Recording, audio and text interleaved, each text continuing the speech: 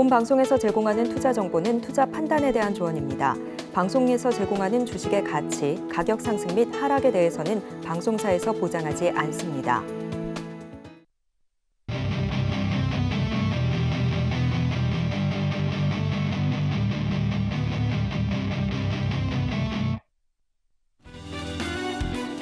오늘의 유레카 헤드라인입니다. 코스피와 코스닥 지수가 나란히 상승 마감했습니다. 코스피 지수는 어제 발표된 자금시장 안정대책과 미국 금리 인상 속도 조절론 영향으로 오전부터 강세를 보이며 2250선을 넘겼지만 오후부터 중국발 증시 변동성이 커지면서 상승폭을 반납했습니다. 정부의 시장 안정화 조치 발표에 52주 신저가로 줄줄이 추락하던 건설주가 급반등했습니다. 정부가 내놓은 50조 원 플러스 알파 규모 유동성 공급 프로그램을 통해 레고랜드 사태로 생긴 단기 자금 시장 경색이 완화되고 프로젝트 파이낸싱, PF 사업자 보증 지원 조치로 급한 불을 껐다는 안도감이 반영된 걸로 풀이됩니다. 한국거래소가 신약 인보사 K주, 인보사의 성분 논란으로 주식 거래가 정지됐던 코오롱 티슈진의 상장을 유지하기로 결정했습니다. 이에 따라 내일 2019년 5월 거래 정지 이후 약 3년 5개월 만에 코오롱 티슈진의 거래가 재개됩니다.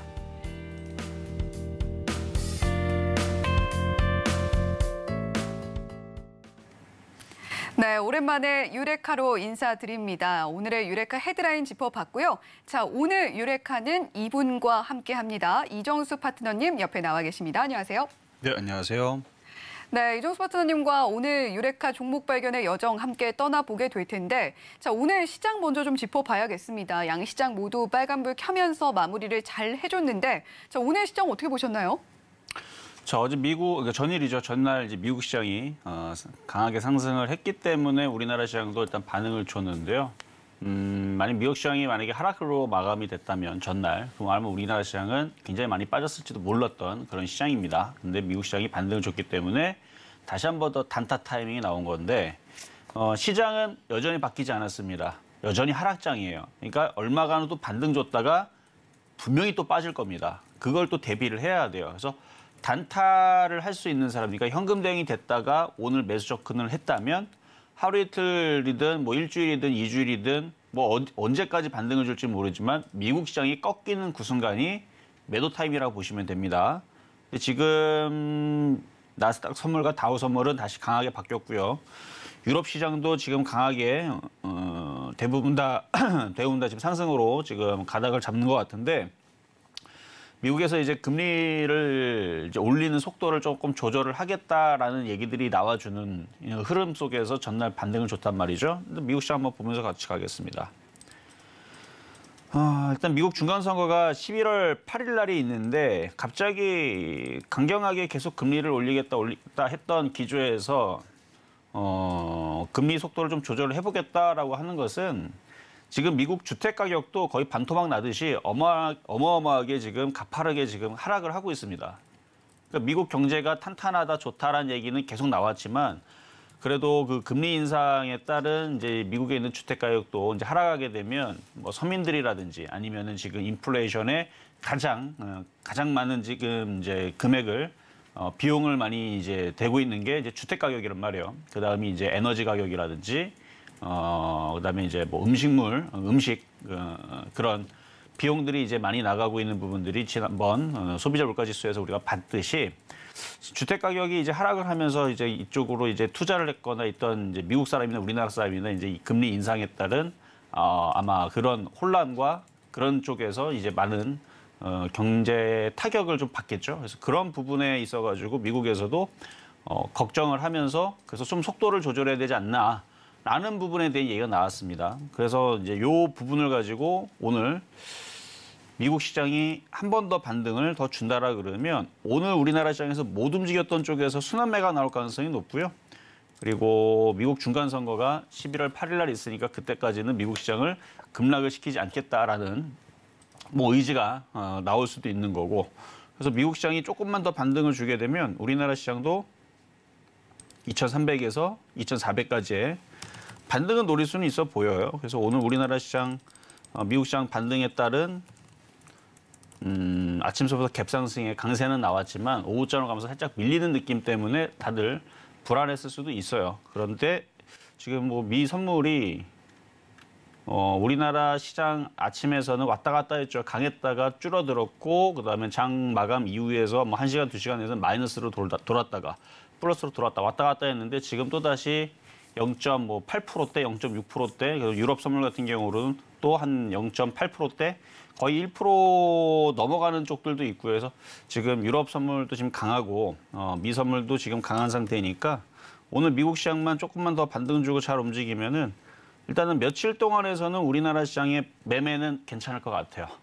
그리고 오늘 수급도 살펴보면은 오늘 수급이 좋았어요. 오늘 외국인들이 아침에서는 좀 미적미적 들어왔는데 오후장으로 들어가면서 매수 규모를 높이면서 거래소 1,500 사줬고 기관들은 3,200 아침부터 계속 들어와 있었고 코스닥도 양쪽으로 해가지고 거의 3,000원 가까이가 매수가 돼 있고 그다음에 프로그램 매수도 들어왔죠. 지금 보면은 거래소는 680억, 코스닥은 1,200억 가까이가 매수가 들어왔으니까 지금 뭐 프로그램과 현물 둘 다 양매수로 지금 들어와 있는 상황이거든요. 미 선물도 강하고 유럽 선물도 강하고 뭐 설마하니 오늘 뭐 미국 시장이 뭐 3% 빠지겠습니까? 안 빠진다고 보는데 그래서 그렇게 어느 정도 좀 박스권에 좀 반등이라는 느낌을 좀 주면 우리나라 시장에서 못 갔던 낙폭과되는 종목들은 못 먹어도 3에서 5%, 뭐 잘 먹으면 5에서 10%, 물론 20% 나오는 애들도 있겠죠. 그래서 요 박스권 기조가 좀 이어지면 단타하는 타이밍으로는 좀 괜찮은, 왜냐하면 우리나라 시장 종목들이 너무 많이 빠져 있어요. 지난주부터, 지난주부터 올해 내내 종목들이 많이 빠져 있는 상황이기 때문에 그래서 많이 빠져 있는 상황에서 이제 반등을 주면은 챙기고 나와야 됩니다. 왜? 또 아주 급락할 거예요. 어마어마하게 급락할 수 있습니다. 엄청날 겁니다. 장난 아닐 거예요. 엄청 빠지기 전에 이번 타임에 반등 주면 먹고 빠져나오자라는 게 저의 전략입니다.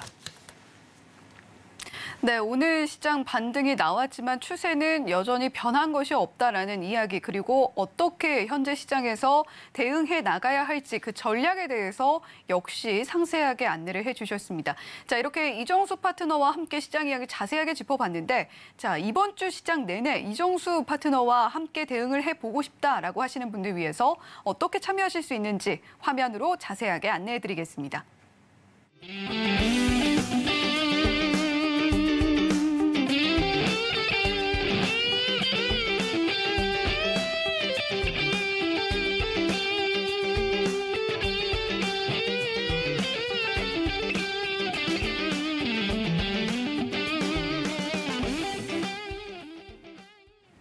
네, 이정수 파트너와 함께 시장 대응 전략 상세하게 짚어봤고요. 자, 이제 본격적으로 유레카 종목 발굴을 위한 여정 떠나보도록 하겠습니다. 첫 번째 유레카 키워드 공개 앞두고 있는데요. 자, 유레카 키워드 지금 바로 공개해 보겠습니다.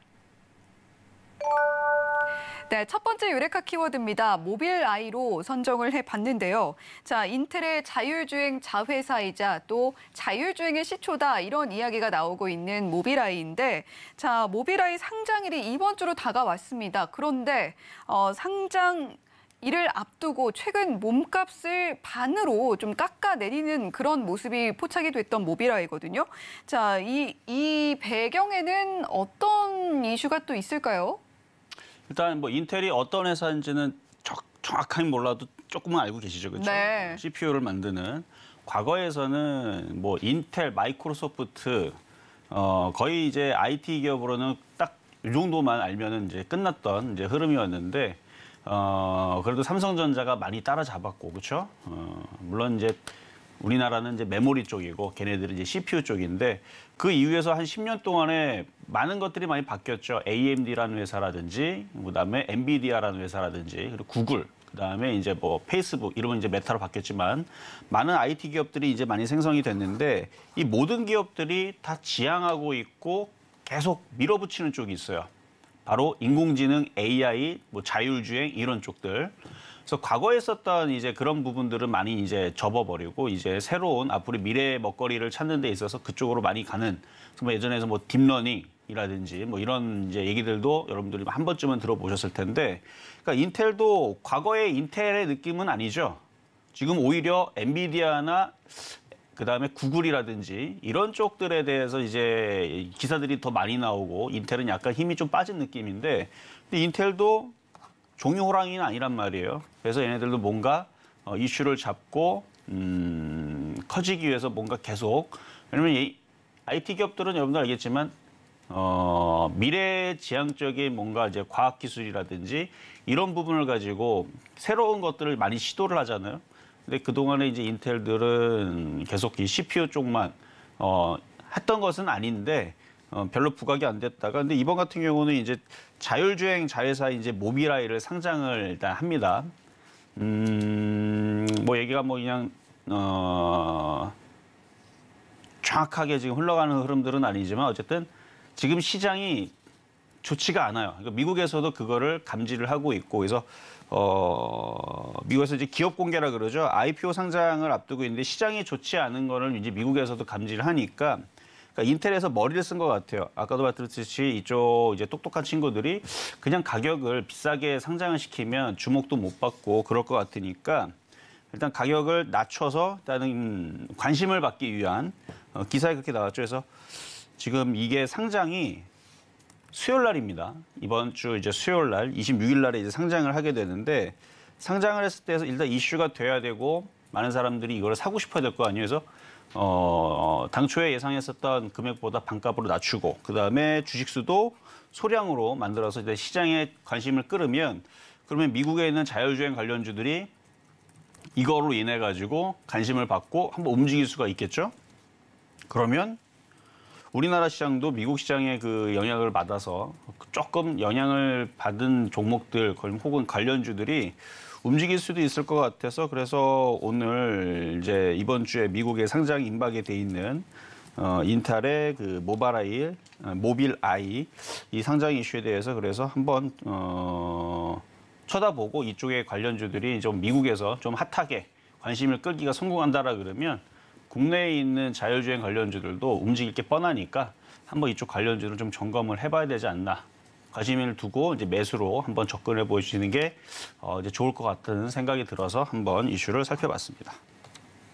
네, 물론 미국 시장 흐름 중요하겠고 우리 시장도 그렇지만 뭐 사실 미국 시장도 썩 좋다라고 할 만한 흐름은 아닌 추세들 이어가고 있습니다. 이런 상황에서 모빌아이 낮은 가격에 적은 양만 상장을 해서 시장에서 관심을 끌어보려는 전략으로 그 방법을 좀 변경을 해본 것 같다라는 이야기 이정수 파트너님께서 해주셨는데 자, 우리 시장에서도 자율주행 관련주들 한 번쯤 흐름 나와주지 않을까라는 이야기 해주셨습니다. 자, 어떤 종목들 눈여겨보면 좋을지 한번 짚어주시면 좋을 것 같아요. 자, 최근에 시장이 좀 반등을 줬는데요. 다 움직였어요. 뭐 제약주도 움직이고요. 그다음에 엔터주, 게임주부터 해서 뭐 한 달치로 봤을 때는 여행주들도 한 번씩 움직이고. 물론 장이 빠져가지고 다시 원래 자리에 내려오긴 했지만 뭐 어제 같은 경우도 오늘, 그러니까 어제 전일 금요일 날 같은 경우도 시장이 빠졌다가 오늘 보니까 건설주도 급등이 나왔죠. 그 IT 섹터 미국 시장 급등 나왔다가 오늘 IT 섹터도 삼성전자도 2%대 강세에다가 반도체 장비주들도 꽤 많이 움직였고 하여튼 그랬는데 제약주도 좀 움직이는 애들 움직이고 근데 봤는데 자율주행 섹터들도 좀 강했습니다. 물론 현대차라든지 완성차는 오늘 현대차 실적 발표가 나온 이후에서 좀 빠졌죠. 현대차부터 해서 자동차 부품주까지 이렇게 애들이 떨어지고 그런데도 자율주행 관련주들은 굉장히 강했거든요. 그래서 자율주행 관련주들도 한번 체크를 해보면 좋을 것 같은데 왜냐면 지금 유럽 선물이 2%대 강세예요. 뭐 여러분들한테 그거를 이제 일일이 짚어드릴 수는 없지만 뭐 이탈리아, 스위스, 그다음에 영국, 뭐 독일, 뭐 1.9%대, 2%대, 뭐 인도 같은 경우도 선물 지수가 움직이는데 얘네들도 2%대 강세거든요. 지금 저쪽 뭔 난리가 났는지 몰라도 하여튼간 해외 선물이 죄다 지금 폭등입니다. 그래서 일단 이런 테마주들은 좀 관심 있게 그리고 미국에 있는 이슈들과 우리나라에 있는 이슈들 좀 살펴보시는 거 좋을 것 같은데 그래서 종목 한 몇 가지 한번 살펴볼게요. 자, 먼저는 만도부터 한번 살펴보겠습니다. 그러니까 굵직하게 시가총액이 좀 큰 종목은 만도부터 현대모비스 이런 종목들이 있는데 HL만도. 자, 차트를 한번 보겠습니다. 자, HL만도 보면 차트를 이렇게 길게 봤을 때 뭐 얘도 비슷하고 현대모비스도 비슷하고 현대차도 다 비슷한 모습인데 일단은 조정을 계속 받았습니다. 일단 받았던 이유들은 이제 IRA 법안에 대해서 피해주로 계속 이슈가 됐죠. 그래서 8월달, 9월달, 10월달 오면서 잘 협상이 안 돼가지고 우리나라가 보조금을 못 받는 상황이 됐죠. 그래가지고 그동안 쭉쭉쭉 빠졌어요. 쭉쭉쭉 빠졌고 이슈가 만약 자율주행 쪽으로 얘기가 나오거나 아니면은 이제 뭔가 새로운 뭔가 이슈가 나오게 되면은 이제 움직일 수 있으니까 그래서 만도라든지 이게 이제 자율주행차 관련주고요. 그러니까 이게 자동차 부품주 플러스 뭐 전기차, 수소차 관련주기도 하지만 자율주행 섹터에 들어가고요. 마찬가지 현대차, 기아차도 거기에 포함이 됩니다. 오늘 많이 빠지긴 했지만 그래도 전저점은 그래도 지지하고 있는 상황이고 내일은 기아가 실적 발표인데 일단 실적 발표 나오고 나서도 이쪽도 자율주행 관련주로 들어가는 쪽이고 오늘 빠졌으니까 뭐 내일 반등 나오겠죠. 현대모비스 이런 쪽까지가 이제 자율주행 섹터에서 시가총액 큰 애들이고 좀 작은 애들 칩셋 미디어 얘도 자율주행 쪽인데 앞서서 봤었던 시가총액 컸던 자동차 부품주 같은 경우들은 오늘 대부분 다 흘러내리거나 약세를 보였지만 이쪽 자율주행으로 포함이 되어 있는 그렇게 시가총액 크지 않은 1,500억짜리 이런 애들은 오늘 강세 계속 유지를 해줬거든요. 아직 이슈가 남아있어서 칩셋 미디어, 뭐 인포뱅크 이런 애들 오늘 3.8% 올라갔던 인포뱅크, 뭐 모트렉스 우상향을 잡고 있고 거래에 실리고 자율주행 섹터만 한 번만 움직이면은 이쪽도 계속 칠 수 있는 이런 모트렉스라든지 넥스트 칩, 그다음에 퓨런티어 이런 종목들이 이제 자율주행 섹터들인데 하이비전 시스템 같은 경우도 자율주행 섹터로 들어간 이제 카메라 쪽. 그래서 뭐 이제 자율주행 관련주들이 그렇게 주가가 이렇게 많이 올라가 있거나 많이 높이 형성돼 있지는 않습니다. 그래서 바닥에서 모양을 잡고 있고, 그래서 오늘 지금 뭐 인도 선물도 2%대 강세에다가 독일, 프랑스, 뭐 영국 지금 1%대 후반대 내지는 뭐 스페인 지금 뭐 이런 유럽 지금 선물들이 1%대 내지는 1.9% 거의 2%대 강세들도 많이 있거든요. 그리고 미국 선물도 강하고, 그래서 내일 한 번 더 다시 한번 움직이면 이런 식으로 못 움직였었던, 그리고 이쪽 아니면은 결국 움직일 게 뻔하죠. 뭐 얘네들 아니면은 이제 자동차 부품주 아니면 뭐 시스템 반도체라든지 이런 쪽에서 이제 순환매가 나올 수 있는. 왜냐면 먼저 움직이는 애들은 이제 움직이기가 조금 부담이 되지만 이런 애들은 움직이기가 편하거든요. 그래서 바닥 쪽에 있는 IT 부품주나 자율주행 섹터들 이쪽 애들은 내일 그러니까 오늘 밤에 미국 선물이 계속 유지가 강해서 미국 시장이 강하게 끝나거나 유럽 시장이 강하게 끝나면 뭐 내일 당장 움직일 수 있는 쪽이니까 잘 관심 있게 보시면 좋을 것 같습니다. 네, 관련주들 H 만두라던가 여러 가지 종목들 짚어주셨는데 그동안 못 움직였던 종목들 위주로 순환매가 나올 가능성이 있다라고 이야기해 주시면서 바닥 쪽에 있는 IT 부품주 그리고 자율주행 관련주 함께 살펴보자라는 이야기 해주셨습니다. 자, 그런가 하면 전기차 관련해서도 좀 여쭤봐야 될 것 같은데요. 자, 정의선 현대차그룹 회장이 오늘 정오쯤에 미국으로 출국을 했다라고 하죠. 현지 시간 25일 열리는 미국 조지아주에서 예정된 전기차 공장 기공식에 참석을 하고 또 현지의 시장 상황도 전반적으로 살펴볼 것이다라고 하는데, 자, 이 기간에 IRA 관련해서도 또 움직일 거다라는 이야기도 있습니다.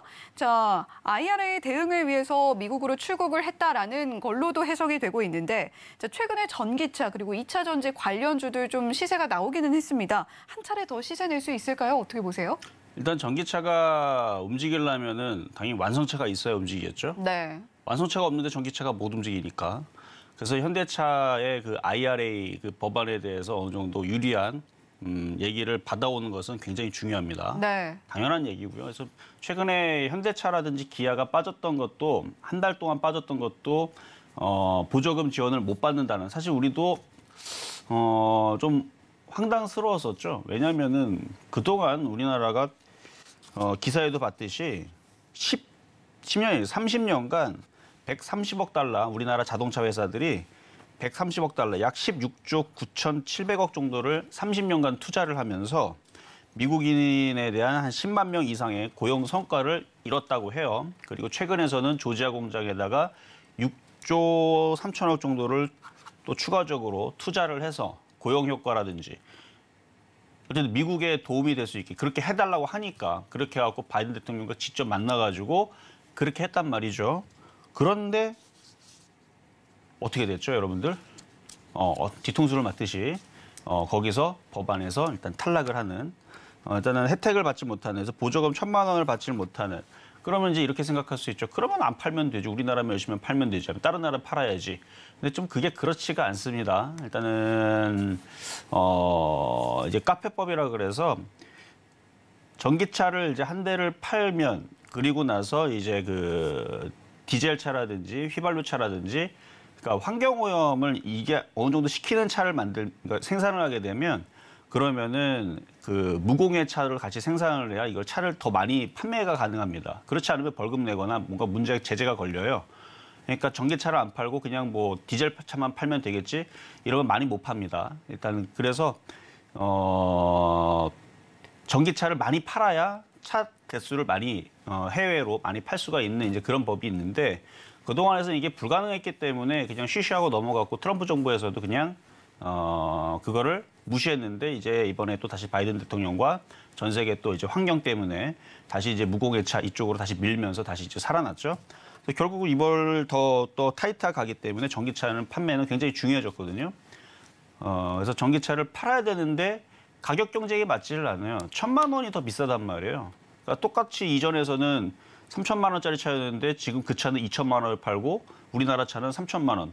비슷한 기종이라면 1,000만 원이 싼데 당연히 어디로 손이 다 가겠어요? 더 싼 차로 가겠죠. 그런 것처럼. 그래서 이거를 해결해야 되는데 어쨌든 우리나라는 그동안 투자를 많이 했고 그다음에 앞으로 더 투자를 할 생각을 가지고 있고 그래서 이번에 이제 정의선 현대차 그룹 회장이 오늘 날아갔습니다. 비행기 타고. 전용기를 타고 날아가셨겠죠. 그래서 전용기를 타고 미국에 가서 일단 25일 내일이죠. 그래서 조지아 공장의 착공식을 참여를 한 다음에 이제 백악관에 있는 사람과 뭐 이렇게 어쨌든 회담을 해서 뭔가 얘기를 나올 텐데 글쎄요 어떻게 결과가 나올지는 모르겠는데 그동안 우리나라가 투자를 계속 꾸준히 잘 해왔고 직접적인 현대차의 총수가 그렇죠 현대차의 그룹 회장이 날아가서 뭔가 담판을 지으러 갔기 때문에 그리고 이거 외에서도 자율주행이라든지 그러니까 추가적으로 또 6조를 또 투자할 것도 있었어요. 자율주행과 로봇 이쪽으로도 이제 투자를 해서 미국의 고용을 더욱더 늘려주려는 뭐 그런 이제 의도로 계획을 가지고 있었는데 미국에서 갑자기 그렇게 나오는 바람에 물론 이제 우리나라 정치하시는 분들이 협상을 잘 못한 것도 있지만 얼마나 답답했으면 직접 날아가서 또 이번에 6번째 날아가는 거라고 하시는데 그래서 이번에 좋은 그래도 해결 방법을 가져오지 않을까라는 좀 기대감이 좀 있습니다. 그러니까 이번 타이밍에서 오히려 자동차 부품주들과 자동차들은 저점 매수의 기회를 잘 잡아서 왜냐면은 이전에서 테슬라 다음으로 미국에서 가장 많이 팔리는 자동차가 현대차였어요. 그렇죠? 현대, 기아 이쪽이었기 때문에 이것만 잘 해오면 잘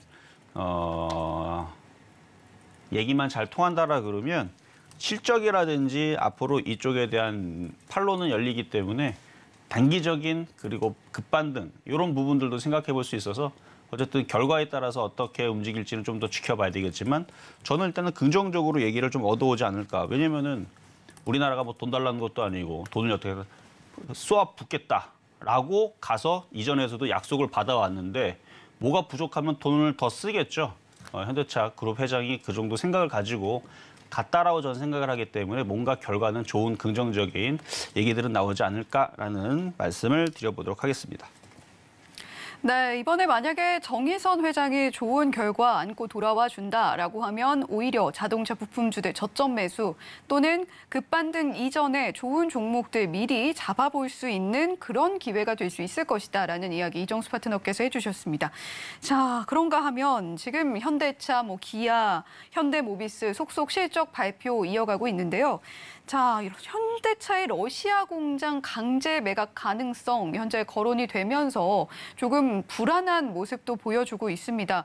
물론 상식적으로 강제로 몰수한다라는 것이 이해가 되지는 않습니다만 러시아에서 지금 상식선을 벗어난 행동을 계속해서 이어가고 있는 상황이기 때문에 어떻게 될지 혹시나 주가에 찬물을 끼얹는 건 아닌지 또 걱정이 되거든요. 이 부분은 어떻게 보시나요? 일단은 뭐 일본 기업 같은 경우는 뭐 강제 매각을 했다라는 소식도 들어왔었거든요. 네. 저는 그래서 만약에 이거를 강제 청산을 우리나라 현대차, 기아차를 뭐 하겠다라는 기사는 제가 본 적은 없어요. 근데 만약에 강제 청산을 하겠다라 그러면 뭐 강제 청산 당해야죠. 뭐 방법이 있겠습니까? 뭐 러시아가 뭐 그렇게 하겠다라는데. 근데 만약에 정말 강제 청산해서 자기네들이 꿀꺽 먹으면 그러면 뭐 100년, 1000년, 만년 뭐 교역 안 할 거예요? 무역 안 할 겁니까? 해야 되겠죠, 그렇죠? 언젠가는 뭐 러시아 정부가 바뀌든 뭐 그 다음 뭐 정부로 뭐가 바뀌든 언젠가는 뭐 길어봐야 뭐 10년 안에 다시 또 이제 무역 열고 이제 뭐 다시 뭐 이렇게 뭐가 되겠죠. 그러면 이제 우리나라하고 뭐 교역 안 할 겁니까? 해야 되겠죠. 근데 자기네들 꾹꾹 먹은 게 있으면 누가 잘못했는지는 알 거 아닙니까? 먹은 쪽이 잘못한 거지 먹힌 쪽이 잘못하진 않았을 거니까. 그래서 나중에서 다시 교역을 하게 되면 다시 뭐 내놓든가 아니면은 뭐 걔네들 자원을 많이 갖고 있으니까 옛날에 우리나라 불곰 사업 하듯이 뭔가 다른 걸로 보상을 해주든 뭔가 그러지 않을까라는 좀 생각을 가지고 있는데 근데 강제 청산을 당하는 다른 뭐 기업들에 비해서 우리나라는 조금 더 그래도 호의적으로 그래도 보고 있기 때문에 러시아 국민들이 왜 그러냐면은 혹시 과거에 그 모라토리엄 이렇게 선언을 할 때 아나운서님, 네. 네, 과거에 이제 러시아가 이제 모라토리엄을 한번 그 선언한 적이 있거든요. 네. 그래서 많은 이제 기업들, 특히 일본 같은 기업들은 그냥 바로 도망가고 그랬는데도 우리나라 기업들은 의리를 지키고 기다렸다라는 걸 한번 기사 보신 적 있으신가요? 네. 보신 적 있죠. 그래서 아마 여러분들도 한번 TV나 아니면 여러 광고에서도 그런 광고도 나왔었거든요. 그래서 현대 그때 당시 이제 현대자동차하고 그다음에 LG전자, 삼성전자가 1998년 8월 17일 날 러시아 정부가 모라토리엄을 선언했. 그러니까 그 부채 이런 것들을 나는 못 갚겠다, 뭐 배째라 뭐 이런 식으로 했을 때에서 뭐 다 도망갔는데 우리나라 기업들은 의리를 지키면서 끝까지 남았다고 러시아 국민들이 한국 기업을 굉장히 좋아해서. 핸드폰도 1위, 그 이후서부터 그래서 컴퓨터도 뭐 삼성전자, 그다음에 뭐 자동차도 현대차, 기아차 이렇게 해갖고 계속 우리나라가 그동안 이제 1위 자리를 했는데 이제 전쟁 때문에 지금 약간 좀 사이가 조금 좀 애매해졌죠. 근데 전쟁이 끝나거나 아니면 나중에 다시 교역할 때에서는 제가 볼 때 다시 다른 기업들보다는 그래도 우리나라한테 계속 호의적이지 않을까. 최근에 기사 보면 뭐 팔도 그 라면 도시락 그거라든지 오리온 초코파이 굉장히 우리나라 그 상품들에 대해서 애정을 가지고 우리나라 기업을 자기 나라의 기업만큼 많이 사랑하는 그런 이제 이유들이 바로 이런 의리를 지켰다라는 건데 그러니까 만약에 이번에 지네들이 강제 매각하겠다, 먹겠다 그러면 러시아 국민들이 그렇게 생각한 게 아니고 그냥 걔네들이 돈이 없으니까 러시아 정부에서 청산을 한 거겠죠. 근데 청산을 아직 한 건 아니지만 하게 되더라도 나중에 저는 제가 볼 때는 다시 뱉어낼 것 같습니다. 그래서 그리고 지금 만약에 그거를 뭐 강제 청산을 하지 않는다고 해서 그 공장을 뭐 돌려가지고 뭐 찍어내거나 아니면 거기 들어가서 뭐 할 수 있는 방법도 없고 전쟁 중인데 뭐 방법이 없잖아요. 그래서 저는 그냥 뭐 그런 이슈들은 나중에 시간이 지나면 그래서 저는 그것보다는 지금 당장 우리나라는 IRA 요거에 대한 뭔가 협상안이 좀 좋은 게 나오는 게 더 중요하지.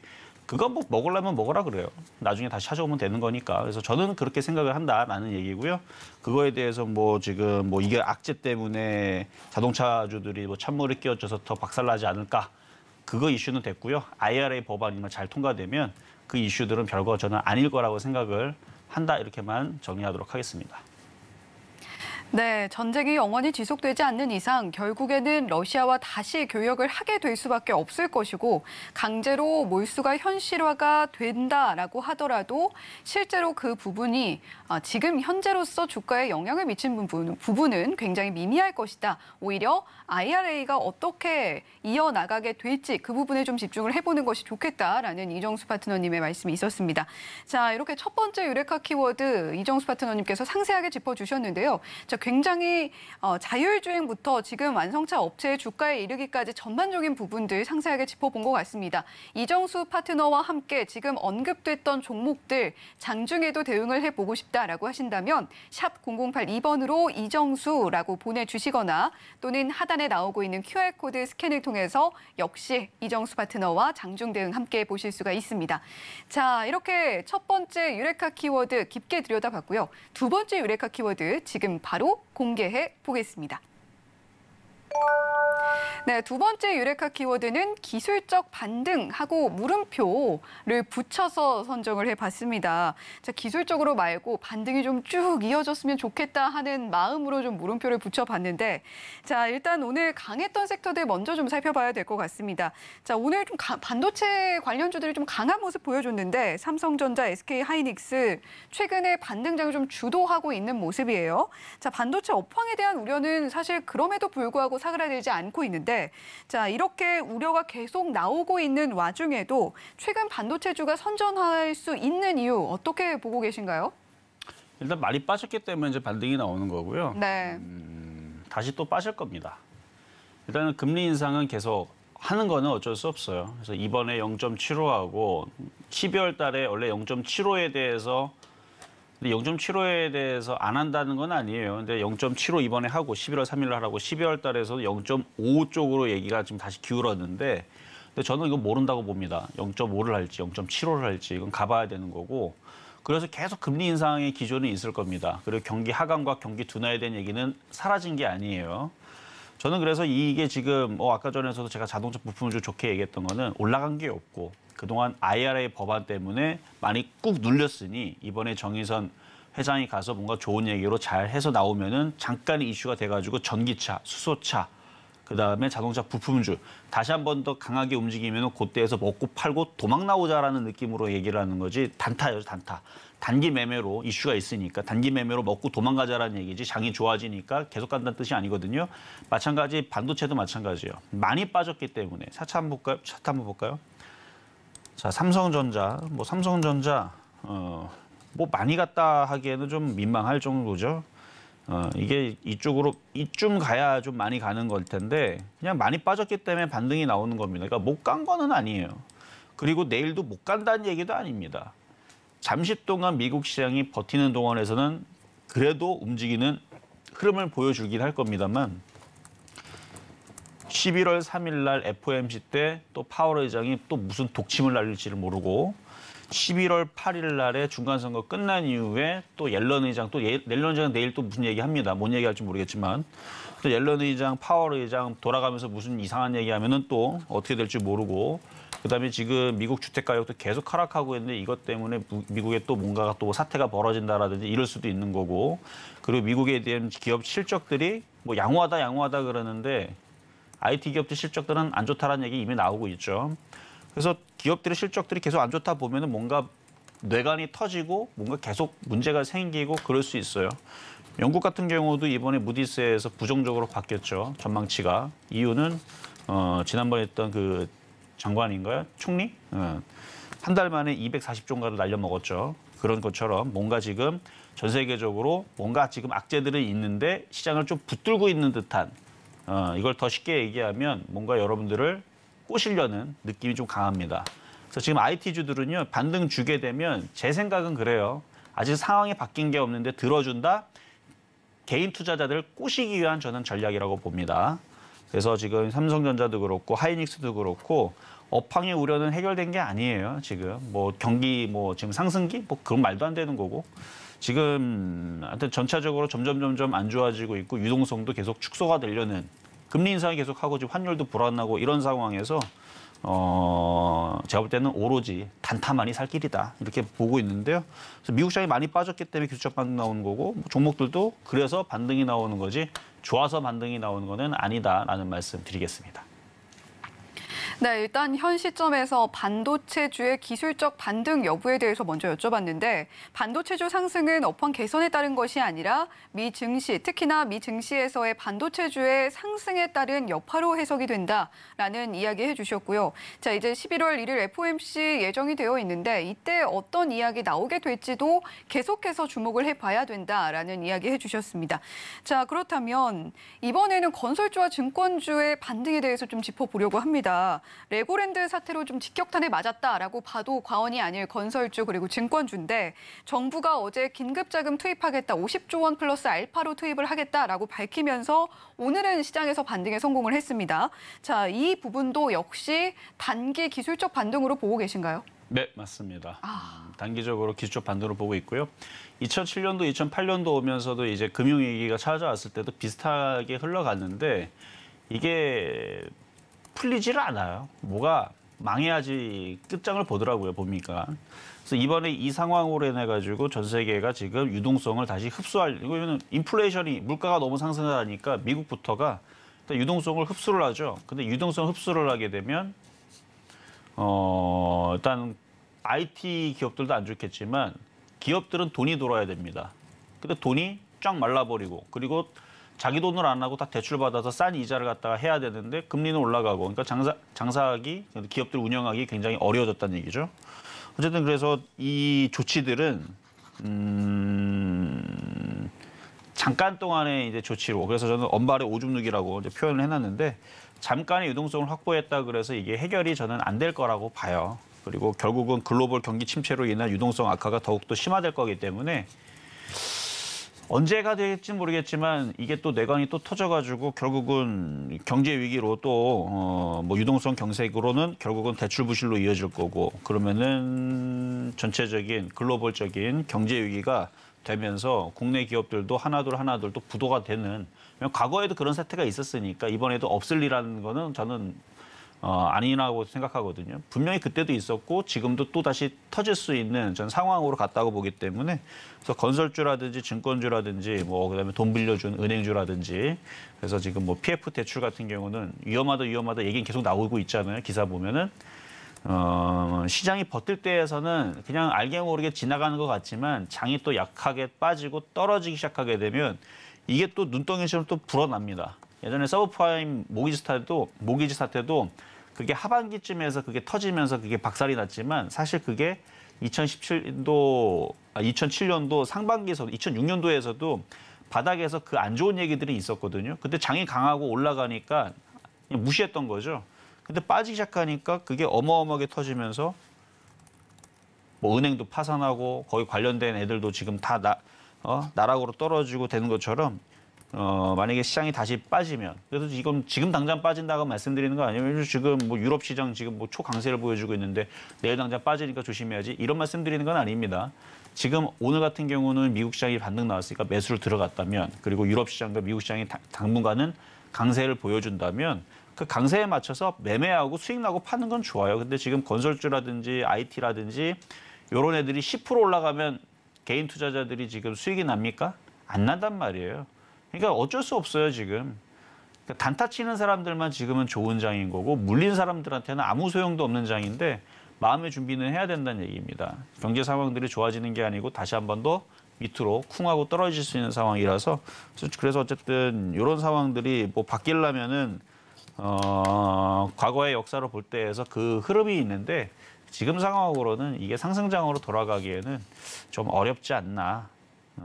그래서 뭐 건설주라든지 이런 쪽들 오늘 반등 나왔다 그러는데 거기에 속고 막 그걸 장기 투자하려고 막 오늘 물타기하고 이런 부분들은 좀 피하시는 게 좀 좋을 것 같다는 말씀드리겠습니다. 네, 레고랜드 사태가 촉발한 건설주, 증권주의 급락 그리고 정부의 긴급 자금 투입으로 인한 오늘 시장에서의 급반등 역시 기술적 반등으로 본다라는 이야기 해주셨고 가장 두려운 이야기일 것 같아요. 아마 투자자분들에게 서브프라임 모기지 사태를 떠올리는 것 자체가 굉장히 두려운 일일 텐데 물론 이렇게 되어서는 절대 안 되겠지만 현 시점에서 그만큼 위험하고 우선 마음의 준비를 하면서 조심을 해야 한다라는 이야기 이정수 파트너님께서 한 번 더 강조를 해주셨습니다. 자, 그렇다면 이번에는 좀 바이오주 이야기를 해보려고 하는데요. 신라젠에 이어서 코오롱 티슈진의 거래 재개가 결정이 됐습니다. 자, 바이오 개별주들 이슈가 계속해서 조금씩 나오고 있는데 그러면서 조금씩 상승이 나오고 있는데 코오롱 티슈진 당분간 주가 흐름 어떻게 될까? 당장 내일 주가 흐름은 어떻게 될까 굉장히 궁금해하시는 분들 많으실 것 같아요. 어떻게 보고 계신가요? 일단 거래 정지가 됐다가 풀리는 것들은 예측은 거의 불가능해요. 왜냐면은 돈을 들고 있는 애들이 땡겨 올리면 올라가는 거고 팔면 떨어지는 거거든요. 근데 일단은 시초가에 뭔가를 꼬시기 위해서 들어주는 척을 하겠죠. 근데 신라젠처럼 움직이지는 않을 것 같습니다. 왜냐면은 신라젠은 모든 사람들이 빠진다고 봤기 때문에 거꾸로 두 번이나 상한가를 가면서 갔지만 차트 한번 볼까요? 신라젠 대부분 여기서 급락한다고 봤기 때문에 이렇게 두 번이나 상한가를 보내고 막판에서 들어주고 그려와서 떨어지는 거지만 이걸 신라젠을 봤기 때문에 코오롱 티슈에 물려있는 사람들이나 아니면 내일장에서 째려보고 있다가 안 살려두고 있던 사람들도 내일 아마 5%, 15%, 20% 들어주면 야, 이거 또 상한가 가고 또 내일도 또 상한가, 모레도 상한가 또 갈 수 있으니까 상한가 잡아 들어가야지라는 생각을 가질 수도 있습니다. 왜냐면 신라젠을 봤기 때문에 그렇게 쫓아갈 수 있거든요. 그럼 세력들이 아침에선 강하게 만들어줄 수도 있고 뭐 강하게 간다는 얘기는 아니에요. 신라젠처럼 가는 것처럼 모양을 만들다가 한번 꺾겠죠. 그래서 결국 어쨌든 올라가도 결국은 떨어질 건데 어디까지 올렸다가 떨어질 거냐 이 싸움인 것 같아요. 어쨌든 별로 관심은 없어요. 이렇게 상장 폐지 될 뻔했다가 살아나는 종목이 어떻게 움직이는지 올라가는지 빠지는지 신라젠도 관심이 없고요. 코오롱 티슈도 관심은 없지만 혹시나 갖고 있는 사람들이 있다면 수익이 났을 때는 잘 빠져나오시는 게 일단 욕심을 안 내는 게 지금은 최고 좋습니다. 상승장 아닙니다. 박스권처럼 움직이는 것 같은 그런 장이지만 또 빠지게 돼 있어요. 금리 인하하는 거 아닙니다. 그렇죠?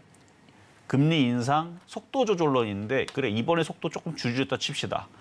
12월 달, 1월 달 속도 다시 늘리면 어떻게 되겠어요? 그건 말장난이란 말이에요. 그러니까 지금 좋아지는 상황은 아무것도 없으니까 수익이 나거나 그러면 일단 현금을 잘 갖고 있다가 종목이 많이 빠졌다, 시장이 많이 빠졌다. 그러면 일단 피하고 있다가 미국 시장이 급반등이 나면 어제처럼 그래서 오늘 우리나라 시장 반등 나온 것처럼 미국 시장 급반등 나오고 단타로 들어갔다가 먹고 빠져나오는 그래서 이걸 게릴라 전법이라 그러는데 먹고 잘 도망가야 돼요. 그것만 지금 먹히는 시장이지 지금 뭐 뭔가를 쭉 가져가서 어떻게 해보겠다라는 생각은 지금 구간에서는 좀 위험하지 않나라는 말씀을 드리면서 만약 코오롱 티슈 갖고 있다면 뭐 쫙 고점에서 뭐 5만 원, 6만 원 혹시 물린 분도 있다면 그런 분들한테 한 얘기는 아닙니다. 그런 사람들은 어쩔 수 없어요. 그냥 갖고 가야죠. 근데 만약에 뭐 10,000원에 물렸거나 아니면 9,000원에 물렸거나 아니면 내일 들어가려는 분들은 좀 생각을 좀 잘 해보시고 들어가시는 게 좋을 것 같습니다. 네, 이정수 파트너님과 함께 시장 등 해보고 싶으신 분들 샵 0082번으로 문자 이정수 세 글자 보내주시면 이정수 파트너님과 함께 내일 시장 대응도 가능합니다. 자, 이렇게 유레카 키워드 깊게 알아봤고요. 자, 계속해서 이정수 파트너님께서 주목하고 계신 유레카 섹터 알아보도록 하겠습니다. 자, 유레카 섹터 어떤 부분 준비해 오셨나요? 유레카 섹터 이제 비철금속. 네, 비철금속 구리 관련해서 좀 가격 상승 이슈가 있죠. 네, 오늘 이슈가 있어가지고 조금 살펴봤는데요. 잠깐 한번 보겠습니다. 자, 이구산업이라는 종목이었는데 일단 전 세계 구리 재고량이 좀 바닥을 쳤다라는 소식에 오늘 강세를 준 게 이구산업, 대창, 뭐 서원이라 그러는데 저는 안 믿어요. 지금 그러니까 뭔가 지금 호재를 주면서 움직이는 것들은 저는 죄다 안 믿습니다. 최근에 움직였던 그 호재 있었던 종목들 다 어떻게 됐는지 한번 다 거꾸로 한번 다 돌려보세요. 게임주, 엔터주 다 돌려보세요. 다 박살났죠. 그러니까 지금은 뭔가 호재가 나오면 급등을 했다가 다 박살나는, 다 되밀리는 그런 흐름들이 굉장히 강하거든요. 그래서 이것도 뭐 계속 뭐 천년만년 계속 있을 호재가 아니고 잠깐 이런 호재로 드러났다가 또 개인 투자자들이 진짜 그런가 하고 들어가면은 죄다 다시 떨어질 그런 상황이니까 이게 많이 올라왔잖아요, 벌써. 그래서 내일 만약에 더 올라가도 쳐다보지 마세요. 대표적인 게 가스 관련주들이잖아요. 뭐 GSE 봐봐요, 한번 어떻게 됐는지. 그렇게 올라가는 척 해놓고 고점 대비 지금 30%씩 다 빠졌습니다. 뭐 SH 에너지화학부터 해서 대성에너지, 대성산업도 마찬가지. 그렇게 가스 가격 올라간다고 해놓고 지금 몇 달 동안 좀 빠지고 있는지 몰라요. 그러니까 지금 자원 관련주 이슈는 좋죠. 강한 것도 인정하는데 올라갈 때에서 수익 날 때 빠져나오는 전략이 지금은 최고지 많이 올라갔다가 쫓아 들어갔다가는 또 물리지 않을까라는 생각 때문에 어쨌든 오늘 움직여서 좀 말씀을 드려봤습니다. 네, 이렇게 유레카 섹터 비철금속 알아봤고요. 이정수 파트너님과 함께 비철금속 관련주 지켜보겠다 또는 다른 강한 섹터 지켜보겠다 하시는 분들 샵 0082번 열려 있습니다. 문자로 이정수라고 보내주시면 참여하실 수 있습니다. 자, 이렇게 유레카 섹터까지 짚어봤고요. 자, 계속해서 유레카 종목 공개로 이어가 볼까 합니다. 자, 이정수 파트너님, 오늘의 유레카 종목 어떤 종목 가지고 오셨나요? 자, 오늘의 유레카 종목은요, 현대모비스입니다. 네, 현대모비스 가져와 주셨네요. 자, 이야기 자세하게 좀 들어볼까요? 일단 실적 발표가 28일 날에 있습니다.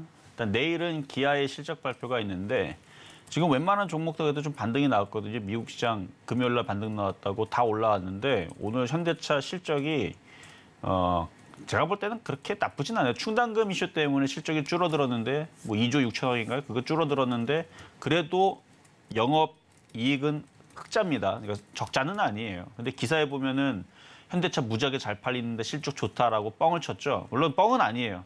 맞기는 맞는데 예상보다는 지금 하회했습니다. 매출은 늘었어요. 그래서 이거를 지금 또 장이 끝나고 나서 기사마다 다 틀려요. 야, 이 정도면 잘했다라는 기사가 있고 이 정도면은 내년에서는 더 기대가 된다. 뭐 이런 기사도 있고 뭐 어닝 쇼크다 이런 기사도 있고 그러는데 뭐 해석하기 나름인데 근데 이 정도면은 지금 경기 둔화하고 안 좋은 상황에서 사실 소비자들이 주머니에 돈이 전 세계적으로 다 없을 텐데 자동차가 지금 흑자가 난다라는 건 저는 굉장히 칭찬해주고 싶거든요. 한두 푼 들어가는 것도 아닌데 그거를 흑자를 내고 있다는 거. 어쨌든 기대보다는 못했다는 부분이지만 이 IRA 법안 요 정도만 이제 해결이 어느 정도 되면은 그래서 이제 정의선 현대그룹 회장이 IRA 요 법안에 대해서 어느 정도 얘기를 해서 좀 타협이 되는 얘기가 이제 나오면 그러면은 그거에 따른 기대감으로 좀 강한 반등이 좀 나올 수 있을 것 같고 그리고 현대모비스가 자율주행차 관련주입니다. 그래서 아까도 얘기했듯이 미국의 인텔의 모빌아이가 이제 상장이 되면 이슈를 좀 받으면 우리나라 넥스트칩이라든지 뭐 칩스 앤 미디어라든지 뭐 자율주행 관련주들이 움직이면은 현대모비스도 자율주행차 관련주 쪽으로 해갖고 반등이 나올 수도 있고 최근에 수급도 나쁘지가 않았거든요. 그리고 현대모비스 같은 경우는 실적을 28일 날에 앞두고 있는데 예상 실적이 FM 가이드에 따르면 일단 증가입니다. 일단 양호해요. 양호하고 IRA 법안만 잘 통과가 되면은 그러면은 뭐 못 올라갈 이유는 없다고 봐요. 그러니까 매수 가격은 지금 오늘 현대모비스가 지금 19만 8천 원이거든요. 근데 오늘 지금 유럽 선물이 굉장히 강하기는 한데 미 선물이 지금 0.8%대, 0.6%대 좀 애매해요. 근데 장 끝났는데 미국 시장이 한 번 더 상승을 한다. 그럼 오늘 못 갔던 이런 자동차 부품주 움직일 수 있으니까 20만 원에서 19만 원 사이에서 저점 매수 해보시고 손절은 18만 5천 원 잡으시고 그렇게 해서 아까 얘기했듯이 욕심내지 말고 짧게는 먹으면 3에서 5%, 욕심내면은 5에서 10% 먹으면 도망 나오세요. 뭐 장기적으로 뭐 자동차 뭐 계속 가져가지 마세요. 왜냐하면 이 시장은 지금 안전하지가 않습니다. 반등 나오면 도망 나와야 돼요. 왜? 또 떨어지게 돼 있거든요. 그러니까 지금 많이 빠져 있는 것들에서 박스권 생각하면 돼요. 그래서 얘도 여기 저점이잖아요. 그래서 박스권 저점에 매수해서 들어줄 때 팔고 나오고 또 떨어진다 또 들어가세요. 또 올라오면 또 팔고. 요렇게 하는 게 지금으로서는 게릴라 전법으로 가장 유리한 매매 방법이다 말씀을 드리겠습니다. 네, 오늘의 유레카 종목은 바로 현대모비스였습니다. 이 종목 화면으로 다시 한번 정리해 볼게요.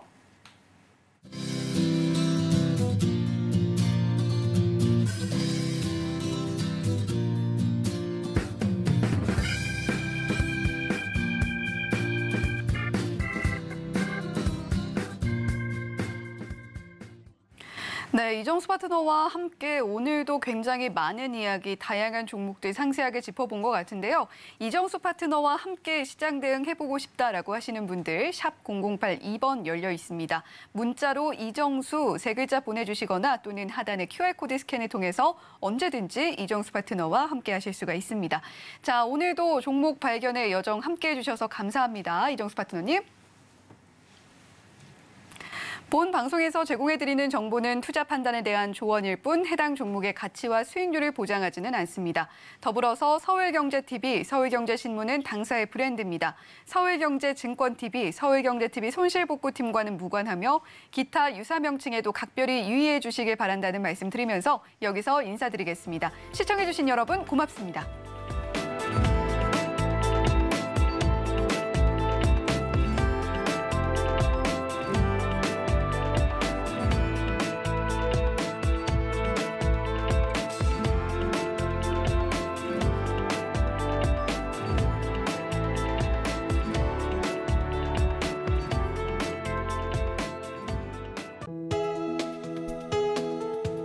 본 방송에서 제공하는 투자 정보는 투자 판단에 대한 조언입니다.